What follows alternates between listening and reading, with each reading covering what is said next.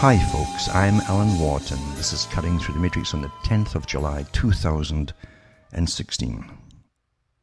This will be a continuation of last week, July the 3rd, 2016, to show you basically that everything that's happening, everything that is happening is planned that way. Planned that way, way in advance. And it's part of literally a strategy that's even taught at the Army War College for intelligence officers and so on in the US and elsewhere.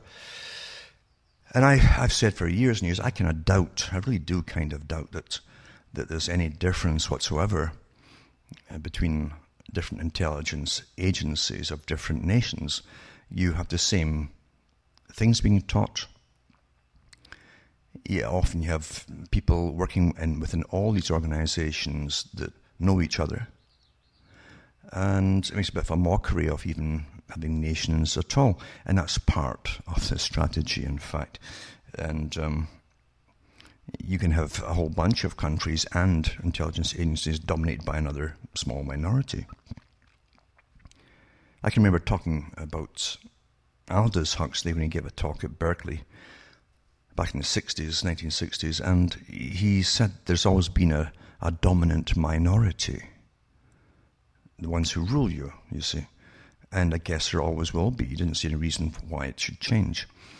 And the dominant minority in a financially driven system are those who deal primarily with the creation of money. They tell you what money is, they tell you how much it's worth and buying power. And they run the whole system of what you call fascism, democracy, Soviet communism, whatever it happens to be. It's all the same system because they all run on the same system. So those in charge of the numbers racket, adding up and fudging the figures, are the ones who rule. Governments go to the big international lenders every year and cap in hand and borrow. So if you borrow, you are the servant, you're the debtor. Now those oligarchs that run nations don't have to even appear in the realms of what you call governance.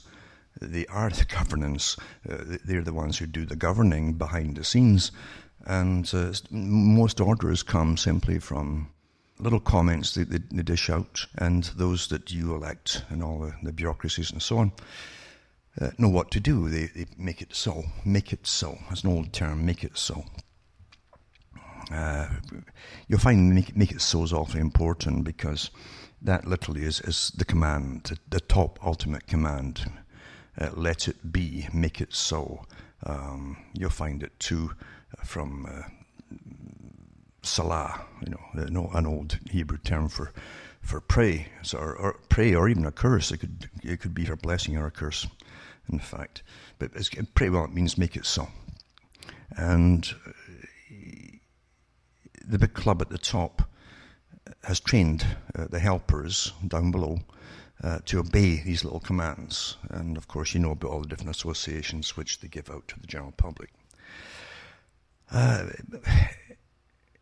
It's rather sad. It's rather sad that folk will sell their souls, literally, to get ahead in the world, to be fairly safe, as opposed to poor in the gutter or even on the edges of getting tossed out on the street or whatever, because most folk are today. They've always been like that. Not a generation's passed. Not a generation, folks, where they've had peace, complete peace. You're either given a war by your government, no matter what country you're in, or you're given a financial crash, and sometimes both, or multiple of all these things. And that's how control is maintained, keeping you on edge all the time. So the helpers of the big oligarchs at the top are given special medals, special ones, and orders of things. They call them order of blah, blah, blah, and merit, and yada, yada, yada. And they serve it well. And they're well rewarded, and they don't have to worry about being tossed out in the streets or being sent off to fight the wars or even suffer financially when the planned crashes come. That's how it all works. That's how it works, folks. It's quite simple, isn't it? I said years ago, too, back in the 90s, that the whole idea with the supposed new hibernation of the Russian bear, went into hibernation when the Soviet Union just decided supposedly to give up. And you find that folk literally, within a year, the US was off to war, basically, in Gulf War I. And even that's a big story behind that. It wasn't just Iraq invading Kuwait. It was the fact that Iraq was pretty well set up to invade Kuwait because they'd actually asked permission from different foreign representatives if the countries that eventually attacked them would mind if they went into Kuwait to straighten things out, because the oil fields in Kuwait were drilling horizontal. It's called horizontal drilling for oil, and going under the borders of Iraq and draining the oil out. I mean, this is how gangsterism works, you see, and we all know what happens there. But anyway, it's all planned way ahead in advance. And so even those who think they're in with the big boys and have been at one time, like Saddam Hussein, they're eventually, if the usefulness is done, it's like toilet paper. They're just tossed aside, or even worse. And they're looted, of course, and the countries are looted, and that was all planned too with the new American century. We know that. It's been well published by the guys involved in it.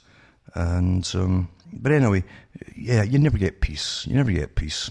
And just like the gangs of New York, that movie, you'll find that there are good sayings in the actual movie, where I think it was the mayor of New York said, to talk about riots from the public that were coming, you can always hire, don't worry, but you can always hire half the poor to kill the other half. And it isn't that the way of it. Come on, undo all this brainwashed, sudden on-off switch for pride, You toss it out the window. Toss it out the window. And this honor thing and so on. When you're not being invaded and you go into the military to go and fight other countries and invade them, you do the invasion, then you're a mercenary. And what a great trick when you can be force-fed a technique that makes you think, and even say that you're there to help the oppressed. And the oppressed that you've just conquered are standing with their mouths open saying, what are they talking about? Huh? So you can still convince yourself that you're somehow benevolent. And it's a benevolent cause that you're involved in. And it's always generally the bulk of soldiery happens to be the poor. They can't get jobs. And they always make sure that you're always in a big depression when the bulk of the wars go on. So they can, you can go in and be a somebody, and you get a nice smart outfit, and you're given respect amongst the population because you've been trained to believe that's the way it is, and so is the population. And but you're still the same you. Still, and you come out of the army, if you can make it through, you come out of it at the end. You're damaged. There's no doubt about you're damaged, So, but the technique keeps working. It's rather sad how these formulas work. And last week I started on about, again, the Army War College, and there's many articles I've got here, but on constant conflict and intelligence officers writing different articles over the years. I've got lots and lots of them. But this is the one that says, the U.S. War College Quarterly, there'll be no peace. I'm just going to reiterate what I said last week at the very end. There wasn't time to read much at all.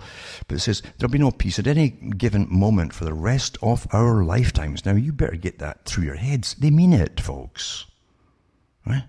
There will be multiple conflicts in mutating forms. What is ISIS? What was it before they called it ISIS or ISIL and ICE and all the rest of it?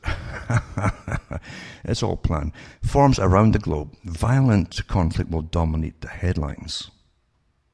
But cultural, now here's awfully important here, cultural and economic struggles will be steadier and ultimately more decisive. This is awfully important stuff. Said so simply, that little statements contain so much. Cultural and economic struggles will be steadier and ultimately more decisive. The de facto role of the US armed forces will be to keep the world safe for our economy. It's interesting. Think of the words here. The de facto role of the US armed forces, will be to keep the world safe for our economy. Didn't say the US economy. And open to our cultural assault.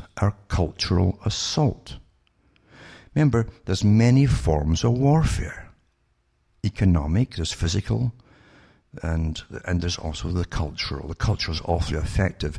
You're all brainwashed before any major thing happens in society by all the movies you watch. For years, sometimes it takes years and years before they actually bring forth the things that they've implanted in your mind from the movies. To those ends, we will do a fair amount of killing. Oh, yes, there you go. We've entered an age of constant conflict, and information is at once our core commodity. Now, who's got the most commodity over information, right? And the most destabilizing factor of our time. Until now, history has been a quest to acquire information. Today, the challenge lies in managing information. Those of us who can sort, digest, synthesize, and apply relevant knowledge soar. Professionally, financially, politically, militarily, and socially. We, the winners, are a minority. Now here, remember, you understand it's awfully important the terms they're using. Right? Awfully important. You got the US, and then you go our. Now who's our economy? And the cultural assault, etc. And then you have things like, I just read there, but digest, synthesize, and apply relevant knowledge. We soar. Professionally, financially, politically, militarily, and socially. We, the winners, are a minority. You can't very well say the population of the US, for instance, is a minority. Now, it's a minority within the US. Anyway, for the world masses, and the US is part of the world masses. The masses are the masses, no matter what you look. No matter if you've got nations, no nations, or blocks of nations, the masses are always the masses, according to these boys, you see. Devastated by information, there you go. Information they cannot manage or effectively interpret. Life is nasty, brutish, and short-circuited. You're always kept in fear, off balance, yada yada. The general pace of change is overwhelming, and information is both the motor and a signifier of change. Those humans in every country and region who cannot understand the new world or who cannot profit from its uncertainties. Awfully important. Now think about it too. What was it Rothschild said? The first major Rothschild in England. When he was asked, when do you make your big money, and he says it's when the blood is flowing in the streets. Those who cannot profit from its uncertainties or who cannot reconcile themselves to its dynamics. In other words, if you've got emotions there and you say, well, I can't profit from this and I can't go and slaughter those folk, you're the loser. Will become the violent enemies of their inadequate governments, you see, of their more fortunate neighbors, and ultimately of the United States. We are entering a new American century. Remember that one, the PNAC group, you see? In which we will become still wealthier. Well, they're the group, you see. They claim. Culturally more lethal and increasingly powerful. We will incite hatreds without precedent. We live in an age of multiple truths, and I mentioned that last week, Karl Rove and so on. He who warns of the clash of civilizations is incontestably right. Simultaneously, we shall see higher levels of constructive trafficking between civilizations than ever before. The future is bright, and it's also very dark. More men and women will enjoy health and prosperity than ever before, yet more will live in poverty or tumult, if only because of the ferocity of demographics. There'll be more democracy, now listen to this, that deft liberal form of imperialism, and greater popular refusal of democracy. One of the defining bifurcations of the future will be the conflict between information masters and information victims. Oh, so important. Right in the open, right in your face, this stuff, you see. And these guys that are taught this stuff they've already been given their psychological tests, these guys who work in intelligence, and they must have the psychopathic traits, you see, that are required to be a guy who helps implement this kind of stuff. They don't sit and fret over hurting other people or the masses, as they call them, and so on.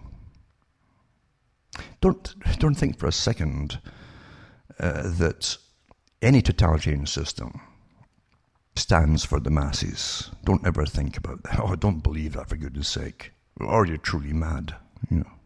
There's always a dominant minority.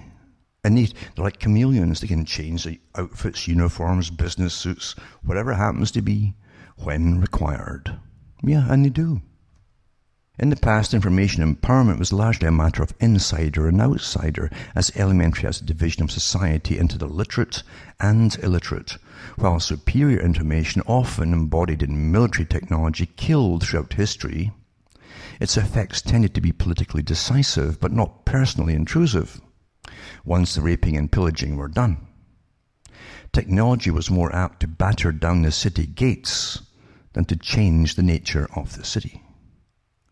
Remember, another day, a new boss saying, the rise of the modern West broke the pattern, whether speaking of the dispossessions and dislocations caused in Europe through the introduction of machine-driven production, or elsewhere by the great age of European imperialism, an explosion of disorienting information intruded even further into Brodel's structures of everyday life.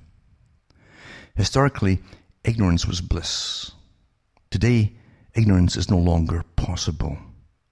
Only error, you see. You can't say they're totally ignorant. If you really want to know something, you will find it out. But many folk choose not to. The contemporary expansion of available information is immeasurable, uncontainable, and destructive to individuals and entire cultures, unable to master it.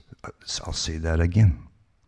The contemporary expansion of available information is immeasurable, uncontainable, and destructive to individuals and entire cultures, unable to master it.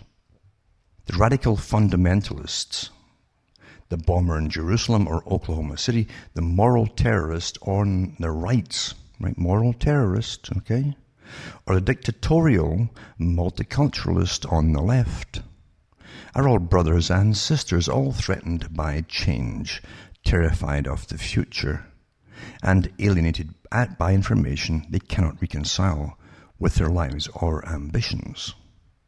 They ache to return to a golden age that never existed, or to create a paradise of their own restrictive design.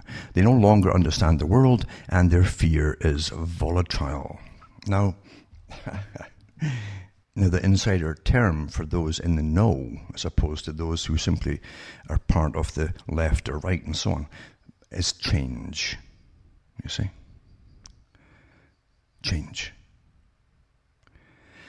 They no longer understand the world, and their fear is volatile.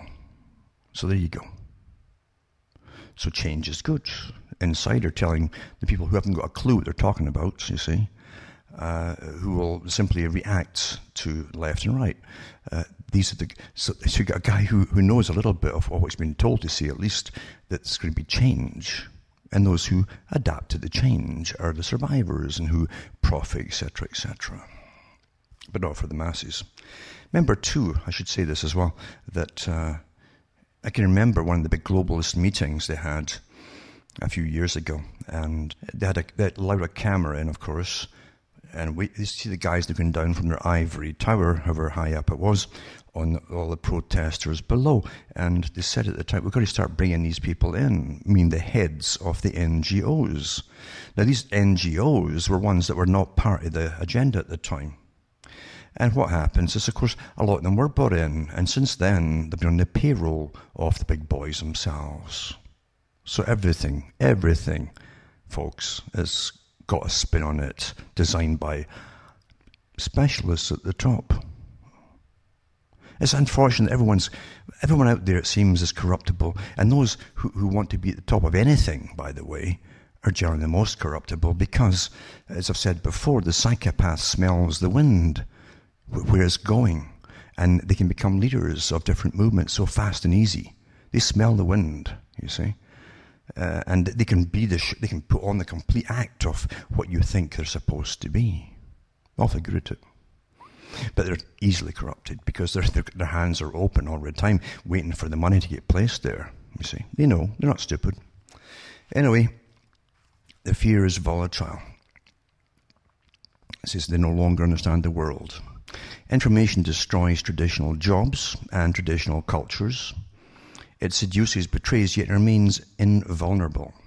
How can you counterattack the information others have turned upon you? Remember, information doesn't have to be true. It can be meant, and often is, to rile you up and have you arguing with other people. It's awfully good. It says, so there's no effective option other than competitive performance. For those individuals and cultures that cannot join or compete with their information empire, there's only inevitable failure. If, of note, the internet is to the techno-capable disaffected what the United Nations is to marginal states. It offers the illusion of empowerment and community. There you go. The attempt of the Iranian mullahs to secede from modernity has failed, although a turbaned corpse still stumbles about the neighborhood.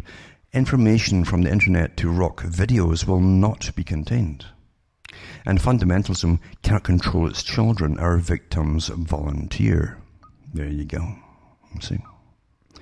These non-competitive cultures, such as that of the Arabo-Persian Islam or the rejectionist segment of our own population, are enraged. Their cultures are under assault.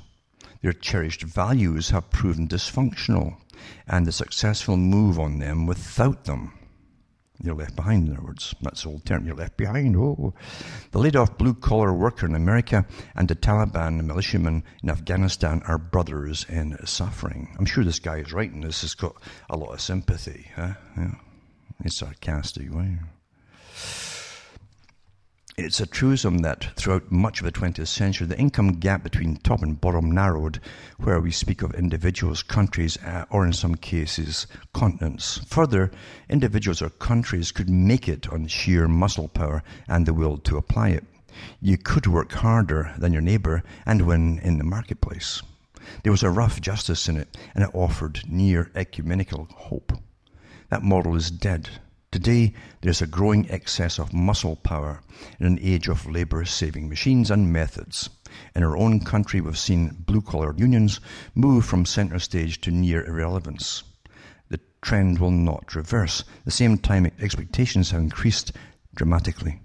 There's a global sense of promises broken, of lies told.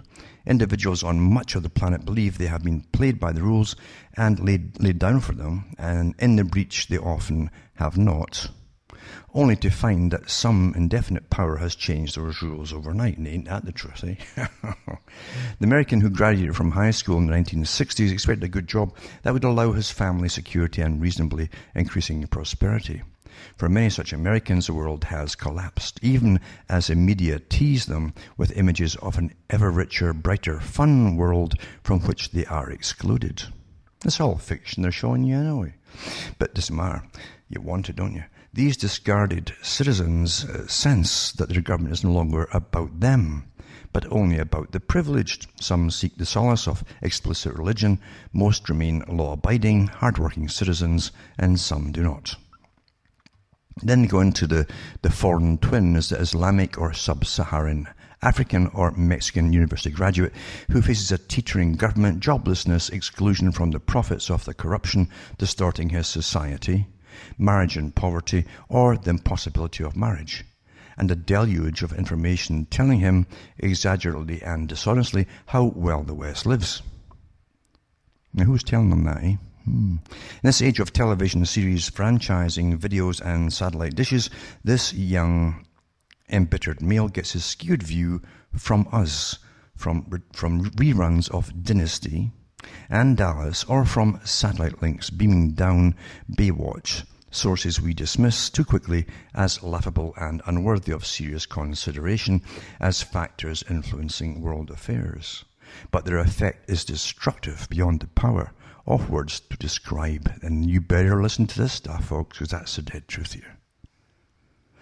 Hollywood goes where Harvard never penetrated, and the foreigner unable to touch the reality of America is touched by America's irresponsible fantasies of itself. Now, who's giving you these fantasies, folks, eh? And have been since at least the early 1900s. He sees a devilishly enchanting, bluntly sexual, terrifying world from which he is excluded. A world of wealth he can judge only in terms of his own poverty. Most citizens of the globe are not economists. They perceive wealth as inelastic, its possession a zero-sum game. If decadent America, as seen on the screen, is so fabulously rich, it can only be because America has looted one's own impoverished group or country or region. According to the cognitive dissonance, the discarded foreigner cannot square the perceived moral corruption of America, a travesty of all he has been told to value, with America's enduring punitive power. How could a nation whose women are all harlots, quotation marks, stage Desert Storm? It's an offence to God, and there must be a demonic answer, a substance of conspiracies and oppression in which his own secular disappointing elite is complicit. This discarded foreigner's desire may be to attack the great Satan America, but America is far away for now, so he acts violently in his own neighborhood. He'll accept no personal guilt for his failure, nor can he bear the responsibility that his culture doesn't work. The blame lies elsewhere. The cult of victimization is becoming a universal phenomenon, and it's a source of dynamic hatreds. Now, it's so important, all this stuff, so important. Because, you see, it's almost mocking everyone, basically, who believes in everything they believe in. And it really is mocking them, too, in every country. And it's also showing you how this stuff that's poured out the US across the world, called entertainment, is utterly, and I've said this back in the 90s and almost to the present day, is utterly weaponized, folks. Weaponized, yeah. And who's the first victim? The ones at home that see the stuff and are brought up on it. You're the target. It is fashionable amongst the world's intellectual elites to decry American culture, with our domestic critics amongst the loudest in complaint. But traditional intellectual elites are of shrinking relevance, replaced by cognitive, practical elites. The experts, you see. Figures such as Bill Gates, Steven Spielberg, Madonna, or our most successful politicians, human beings who can recognize or create popular appetites, recreating themselves as necessary. Contemporary American culture is the most powerful in history and the most destructive of competitor cultures. And it's something that most folk never figure out, they really don't. That it's the culture wars that literally plan the future. That's how they do it all. Including the guys who will end up running off to go and fight for wars they think they understand, but it's being used. What was it that Kissinger said? Kissinger, remember? The big geopolitical strategist. He said that, he said American military men, the military guys, the army and so on, soldiers, he says, are simply dumb, stupid animals. That's what he said. Dumb, stupid animals who are used for foreign policy. They don't understand that's what they're being used for. They don't even know what the foreign policy actually is. They're told a lie, and they go off and fight for it. I mean, so basically, it tells you the truth there. It tells you the truth. How he is one of the guys, like the guys who write this stuff here for the intelligence services, how they view ordinary folk. It's amazing too how many folk listen to this thing and, well, I agree with the elite. I agree with them because I think they're one of them. How stupid can you be? And I've met people like that who really are working class people, some of them. Huh? Now, gets back here. While some of our cultures, such as those of East Asia, appear strong enough to survive the onslaught by adaptive behaviors, most are not. The genius, the secret weapon of American culture, is the essence that the elites despise. Ours is the first genuine people's culture. See, popular culture, that's what they mean by that. It stresses comfort and convenience, ease, and it generates pleasure for the masses. We are Karl Marx's dream and his nightmare. Secular and religious revolutionaries in our century have made the identical mistake, imagining that the workers for the world or the faithful just can't wait to go home at night to study Marx or the Quran.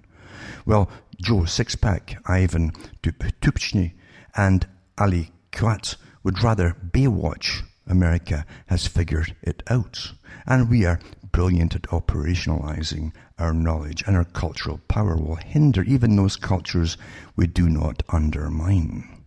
There is no peer competitor in the cultural or military department. Our cultural empire has the addicted men and women everywhere, clamoring for more, and they pay for the privilege of their disillusionment. Understand, the first people he's talking about, the targets, are all conquered, and that's their domestic population. American culture is criticized for its impermanence, its disposable products. But therein lies its strength. All previous cultures sought ideal achievements which, once reached, might endure in static perfection. American culture is not about the end, but the means. The dynamic process that creates, destroys, and creates anew. If our works are transient, then so are life's greatest gifts, passion, beauty, the quality of light on a winter's afternoon, even life itself. American culture is alive. And that's what they mean by that. Oh, here's the UN. Oh, the UN. Oh. And sure, they've given it this Marxist flavor as a big corporate elitists that own, that have they're in charge of they're the CEOs of the big corporations and so on, and all the shareholders at the top. And believe you me, they have private shareholders too that have the bulk of the shares, which aren't published. These guys laugh at everybody on the planet. And they say, oh yeah, they all want a utopia. Oh, let's give them, let's say to them, oh, we'll give you peace. We'll get a united Europe and get peace for them, right? Isn't that what they tell you for years and years and years? And then meanwhile, they sign up all these free trade, which is a big con, of course. Everything goes up in price. Your jobs go out of the country. And who profits? Well, the people who own the companies that just moved over to China and elsewhere, you see. This is what they mean by that. We're all schmucks. There you go. We're all fools. We really are, if you believe in any of this stuff. And you're used. And you will be used. Even when you get angry, you'll be used. Because they can direct your anger. And they do. But anyway, it says it destroys and creates anew. If our works are transient, then so are life's greatest gifts. Everything's transient, you see. Remember what you said near the beginning, how the ones who can change and all can keep profiting. The ones who can profit from the chaos. If our works are transient, then so are life's greatest gifts, passion, beauty, the quality of light on a winter's afternoon, even life itself. American culture is alive, but it's also directed. They don't say that, but it's also completely fictional. They create the culture and you emulate it. It's all done on TV. What did you say about Baywatch and all the rest of it? This vividness, this vitality is reflected in our military. We do not expect to achieve ultimate solutions, only constant improvement. All previous cultures, general and military, have sought to achieve an ideal form of life and then fix it in cement. Americans in and out of uniform have always embraced change, though many individuals have not, and their conservatism has acted as a healthy brake on our national excess. American culture is the culture of the unafraid. There you go. You know, it's interesting too in the old Freemasonic books, and the ones that give you your culture, including the Masons too. And you get it all through the things that generations are brought up on, like Star Trek, to boldly go. Knights are bold, you boldly go, you see. American culture is the culture of the unafraid. Bold, they're bold, you see. Wow. Ours is also the first culture that aims to include rather than exclude. Awfully important. Every part of this is so important. The films most despised by the intellectual elite, those that feature extreme violence, and to the victors the spoils, such as sex, are our most popular cultural weapon, bought or bootlegged nearly everywhere. Sex and violence, sex and violence, sex and violence. You see? Old technique, very ancient actually. And you don't think that sex and overdosing you with sex is a form of control over you, complete domination over you, as they give you something that's going to rattle through your brain and obsess you. That's the idea of it. That's the idea. And make partners unhappy with themselves. Oh, because you're these amazing actors and actresses who literally, if you were to breathe on them, they'd have 10,000 orgasms, you see, and your partner doesn't have that. Oh. All fiction, but that's what they make you want. And then you start arguing with each other. Next thing you know, in that new culture, you have maybe separations or murders even, and definitely divorces. And it leads a lot of children as well without parents in a family. War. You see, war. You think it's just an accident that certain things are getting put up to minority status and given extra status, extra time on all media to dominate your thoughts, and theirs too, because they care about minorities. This is warfare being used upon everybody. This is American action films, often in dreadful copies, are available from the upper Amazon to Mandalay. They're even more popular than our music because they're easier to understand. You don't even need dialogue, you see.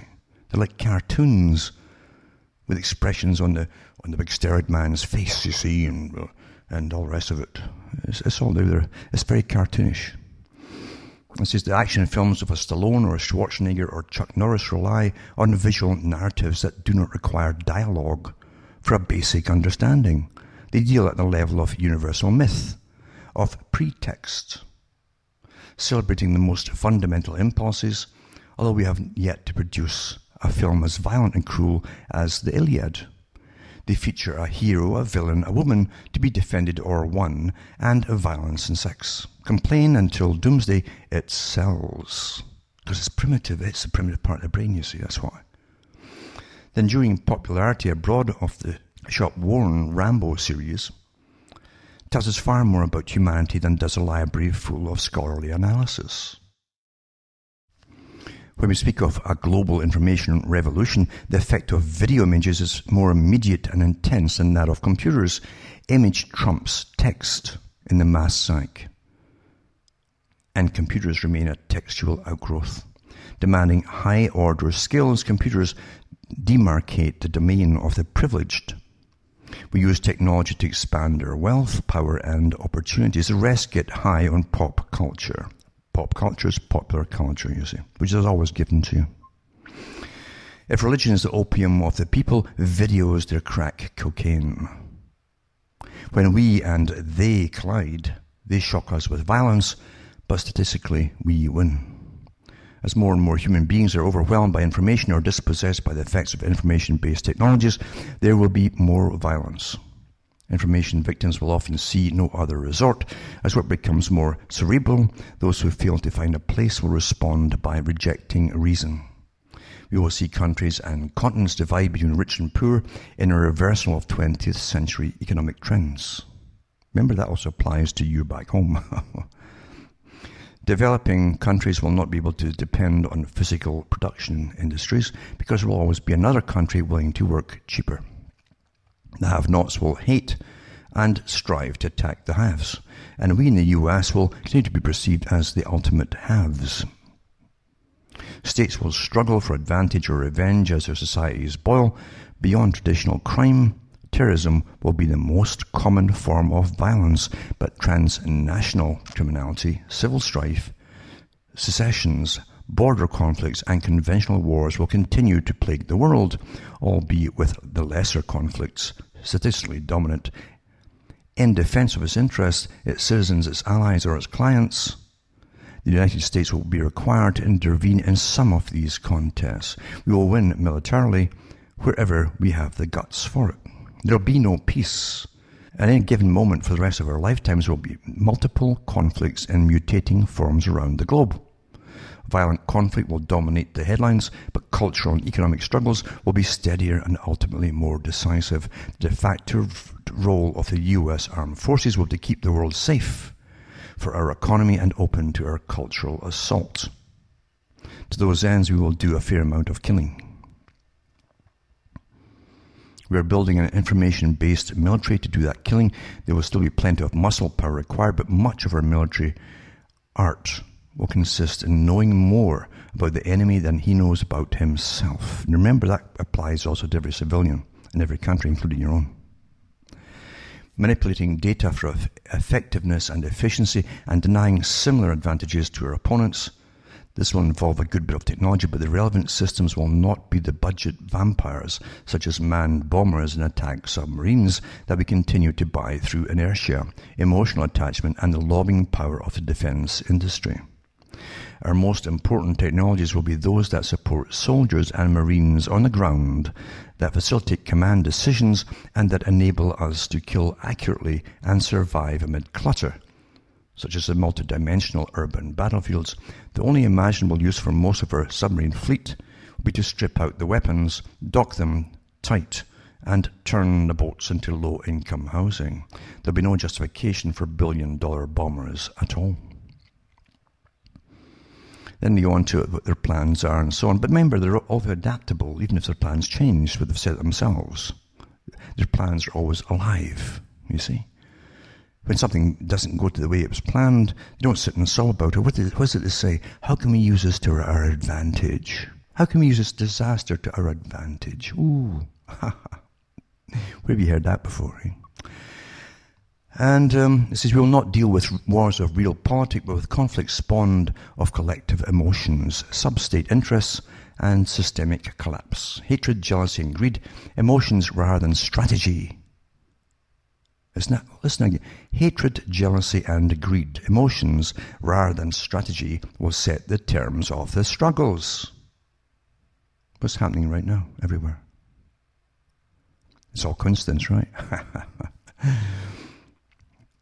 Then, surviving any conflict short of a cataclysmic use of weapons of mass destruction, but the constant conflicts in which we selectively intervene will be as miserable as any other form of warfare for the soldiers and marines engaged. Well, it's always the same for the guys at the bottom. It's rotten. The bayonet will still be relevant. However, informational superiority incisively employed should both sharpen that bayonet and permit us to defeat some, but never all, of our enemies outside of bayonet range. Our informational advantage over every other country and culture will be so enormous that our greatest battlefield challenge will be harnessing its power. And they go on and on and on. This is a long article, it's quite interesting. This is also a recruitment article, by the way, within the military, because, again, the ones who read this and say, yeah, I like a winner. I want to be one of the winners. At any cost, and then they're asked by their pals, their friends and peer group, oh, do you really mean that? At any cost? I don't care, this is all about the winners and losers. And then they might get recruited. As I say, it's really interesting the way that it's all put together. They even go into training the children back home. The complex human-machine interface developing in the US military will be impossible to duplicate abroad because no other state will be able to come from behind to equal the informational dexterity of our officers and soldiers. For all the complaints in many respects justified about our public school systems, the holistic and synergistic nature of education in our society and culture is imparting to tomorrow's soldiers and marines a second-nature grasp of technology and the ability to sort and assimilate vast amounts of competitive data that no other population will achieve. the informational dexterity of our average middle-class, they say kid here, I hate that word, a kid remembers a young goat, is terrifying to anyone born before 1970. Our computer children function at a level foreign elites barely manage. And this has much to do with television commercials, CD-ROMs, and grotesque video games, as it does with the classroom. We're outgrowing our 19th century model education system as surely as we've outgrown the manned bomber. Remember, too, I read them years ago, that, because there's so many little exposés on the whole gaming industry, computer games, and how the Pentagon was helping to design most of them, to addict the children to them. And it says, in the meantime, our children are undergoing a process of Darwinian selection and coping with information deluge that is drowning many of their parents. These children are going to make mean Techno-Warriors. We just have to make sure they can do push-ups too. In other words, they'll get very fat. They're going to sit and do things remotely. And it goes on and on and on. But, I mean, it's really interesting, this too. All the different things they're going to use. Again, the information warfare will also have mainly the entertainment warfare going on, and how they'll use all kinds of the decadence that they're quite proud of in the West, because it destroyed the culture at home, and they're awfully obedient now at home, and they don't question anything. But they actually say that, different parts in here, how Hollywood is preparing the battlefield and burgers precede bullets. The flag follows trade despite our declaration of defeat in the face of battlefield victory in Mogadishu.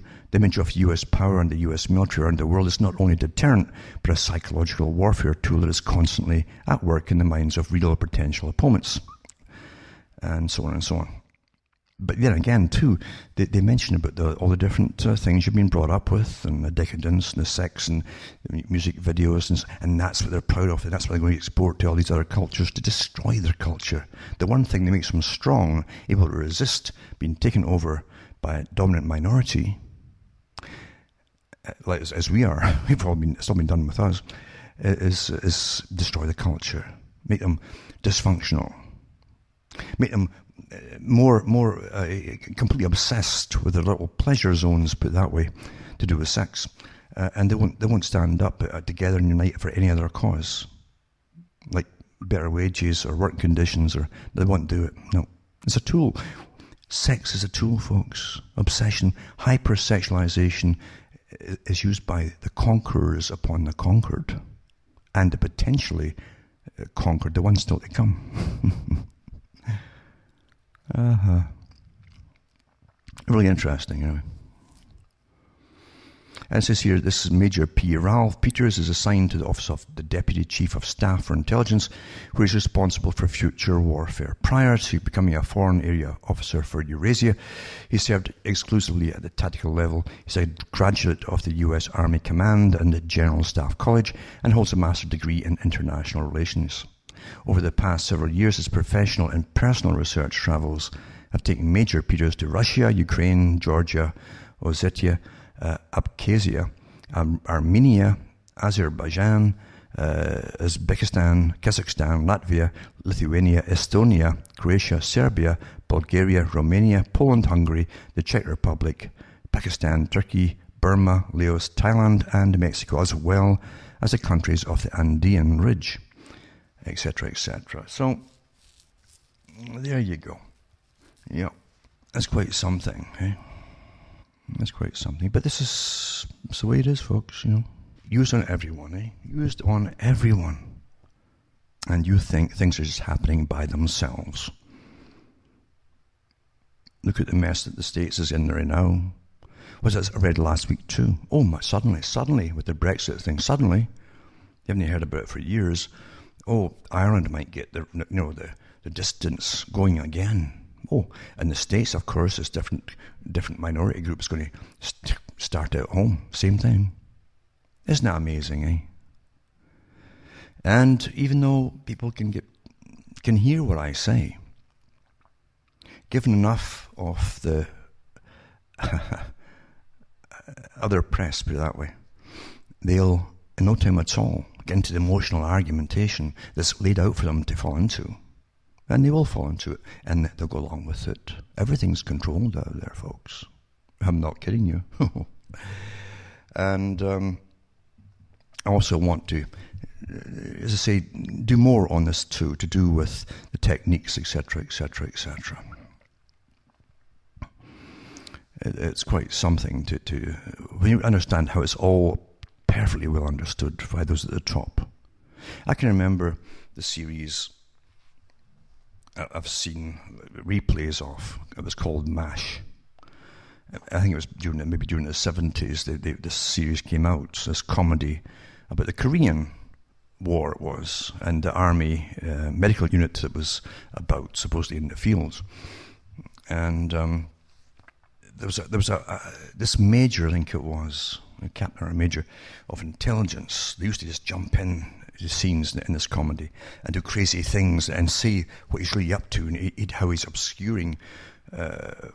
It's like a chessboard to him, and how he's obscuring his movements as he stirs up trouble with one group against another group, and so on, and they're all standing listening to him, this crazy guy, and with their mouths open, like, oh, this guy's mad. Well, you see, these are the characters that intelligence agencies for the military turn out, and they are technically mad, because when you don't have any problem with starting mass slaughters, and you don't see people as individuals amongst the crowd, because the crowd is nothing but composed of lots of individuals. Well, you don't see that anymore. You are a danger to society, folks. You are a danger to society in any culture. Mm-hmm. And that's what's at the top, you see. That's at the top. It really makes you wonder, doesn't it? Really makes you wonder. And as I say, what do they do too at the right time when they need it? I said back in the late 90s on a show, I said, the Russian bear, the bear in the cave, you see, will be brought out of its hibernation if they ever need it again. Yep, there you go. It's all predictable, folks. When you study their techniques, it ain't new. It's very old indeed. Very, very old. And it's awfully effective, and it's awfully, awfully predictable in how it works and how it does succeed. You're all victims of it. We're all victims of everything. You've been brainwashed to believe everything's normal. Why shouldn't you? As I said last week, why should you be so terrified of a system that you're born into and trained to believe and so on? It's all normal and it's all respectable people, but you're actually in fear people at the top. Why is that? Why is that? Something smells, something stinks, eh? No wonder. No wonder, folks. And this fella, as I said it in the 1990s, what their plans were. It wasn't like he was suddenly coming out with this stuff. He was just putting it into easier terminology again for a talk or an article. And it's been taught forever, this kind of stuff. Oh, it always has been. And for a dominant minority. The minority runs it all. Yep. Yeah, Hollywood. Anyway, before I go tonight, and I might do a third part of this, I don't know yet. There's so much, I could go on and on about it. But I'll just put down this article here. And it says, Hollywood is a tool of cultural imperialism and perception management. I think I've done that too a long time ago, but I'll put this up as well, this link for you to look at. And I went through another one. I was like, I kind of broke it when it came out a long time ago. It says, for decades in art circles it was either a rumor or a joke, but now it's confirmed as a fact. The Central Intelligence Agency used American modern art. It wasn't American either, by the way, if you want to go into the history of it, including the works of such artists, what a joke, as Jackson Pollock, Robert Motherwell, William de Kooning, and Mark Rothko as a weapon in a Cold War. Because the CIA fostered and promoted American abstract expressionist painting around the world for more than 20 years. These are the guys that ended up, by the way, in art today. If you don't know, if you think it all happened by itself and by these idiots they pick up, and put like a fetus in a jar of urine and call it art. This is where it all came from, the CIA, folks. Yeah. The connection is improbable. There was a period in the 1950s and 60s when the great majority of Americans disliked or even despised modern art. President Truman summed up the popular view when he said, "If that's art, then I'm a Hottentot." And as for the artists themselves, many were ex-communists. They weren't they ran on both sides, actually, some of these characters. I gave you the talk about the book on it, the CIA's Cultural Cold War. If you're interested, you'll find out for yourself. If you don't know it without the book, well, I feel sorry for you. But, yeah, there's lots of stuff out there, and it's quite something. Quite something, folks. It really is, isn't it? It's quite something. And then, just to finish it off, I don't know about this guy here, but listen. Now, I've said that there's an article years ago, in, I think, the Toronto Star, the half-page one, and it's about how the CIA and intelligence services in the US created what was the Patriot radio at that time, a shortwave radio, to fight communism by using initially Christian ministers or priests or pastors and so on. And that helped to spread the anti-communist stuff across the world to those countries that were involved in communism or getting conquered by them or whatever. But this all ties in to get what I'm saying. Records show that the feds in the US used ultra-right radio hosts for years. And this is a mainstream newspaper. It says they called him Valhalla, but it was more than a nickname. For more than 5 years, Hal Turner of North Bergen in the US lived a double life. The public knew him as an ultra-right-wing radio talk show host and internet blogger with an audience of neo-Nazis and white supremacists attracted to his scorched earth racism and bare knuckles bashing on public figures. But to the FBI and its expanding domestic counter-terror intelligence operations in the wake of the September 11 attack, Turner was Valhalla, his code name as informant who spied on his own controversial followers. He did more than just spy on them. This is how they write articles. There's always more to it, folks. Yeah. And he actually got imprisoned eventually, because he named, or he said something about 3 U.S. judges, and he spoke in a way that they said in the court case that incited murder of these guys, and so even his status is kind of protected. Failed for him there. But I'll put the link up for you to read yourself, and there's another one too. From 2050, he's back on the air too. I noticed every Wednesday, I think it is. But be careful out there. I've said it so many times. Be careful, folks. Understand how to tweak every little part of the neuronal structures and pathways in your brain. They really, really do. They really do. Be awfully careful. Be awfully careful, and even if it's a cult of personality, because you've been trained to worship the stars and blah, blah, blah. And be very careful, folks. There might be completely different people running all that than they can ever imagine. No kidding. So it's not a new thing. This is an old technique. Well, from Hamish myself from Ontario, Canada. And Hamish is still just about trottering along. I was just surprised today, the high heat, humidity, and all the deer flies coming in squadrons. And the poor soul managed to get up a hill, just struggling to keep ahead. And I called them back because, I had enough myself. It was getting too hot. Getting eaten alive with the deer fly. And I can't believe it, really. He's got so many tumours all over him. And one of them's open on his mouth. It's really sad. But he doesn't seem to be in pain at the moment. It's incredible. And it is incredible. Seriously. From Hamish myself from Ontario, Canada, it's good night. And may your God or your gods go with you.